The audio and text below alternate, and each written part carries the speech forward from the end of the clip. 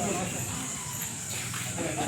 4 రోడ్ల నుంచి మనం ఎట్లా ట్రాఫిక్ వాళ్ళ ట్రాఫిక్ ఎట్లా వెళ్ళాలి, ఏ విధంగా రోడ్డు మీద వెళ్ళాలో మనకు తెలవాలి. అక్కడ మనం రోడ్డు ట్రాఫిక్ నియమాలు మనం పాటించకపోతే ఏమైంది మనకు యాక్సిడెంట్ అయిపోతుంది. తర్వాత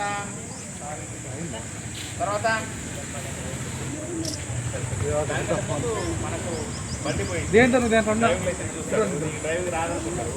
అదేవిధంగా రోడ్డు నియమాలు పాటించడం అంటే ఈ బండి పక్కన పెడతారు. వెంటనే పోయి పట్టుకొని బండి పక్కన పెట్టి వీళ్ళు కూడా పక్కన వేసి ఇచ్చేది రా. అర్థమైందా? మనం అందరం ఇప్పుడు మనం పట్టుబడి వచ్చి మనం మనుగురం ఎక్కడైనా పోయినాం అనుకో, అక్కడికి వెళ్ళిన తర్వాత పోలీసు మంచిగా ఉంటాడు. ఎట్లా పోవాలో నాకు అర్థం కాక రోడ్డు పక్కన బండి పెట్టి భయపడతా ఉంటాడు. అడుగోక ఇటుపోక డ్రైవింగ్ రాదు, రోడ్డు మీద దాటాలి. ఎట్లా ఇప్పుడు లెక్క అదేదో ఇప్పుడు నేర్చుకున్నాం. ఇలా సుశాంత్ 9th క్లాస్లో ఈయన పోలీస్ కానిస్టేబుల్ యాప్ చేస్తాడు. ఇలా సిగ్నల్ ఇచ్చినట్టుగా మీరు ఫాలో అవ్వాలి. సిగ్నల్గా ఫాలో అయితే మళ్ళీ యాక్సిడెంట్ అయింది. రోడ్డు భద్రత నియమాలు పాటించాలి కాబట్టి ఏ విధంగా ఆయన చెప్తే అది ఫాలో అవ్వాలి. అలా ఫాలో అయితేనే మనం నిబంధనలు పాటిస్తాం. అయితే ఇప్పుడే మనం ఈ విధంగా నేర్చుకుంటే రాబోయే రోజుల్లో ఏ సిటీ పోయినా ఎలా సిగ్నల్ పడుతుంది, ఏ విధంగా వెళ్ళాలి, లెఫ్ట్ సైడ్ వెళ్ళాలా అని మనకు అవగాహన అనేది మనకు నీట్గా ఉంటుంది. అర్థమవుతుందా? దానికంటే ముందు మీరు ఇప్పుడైతే బండి తోలుతున్నారు, కానీ ఎన్ని సంవత్సరాల వాళ్ళు బండి తోలాలి?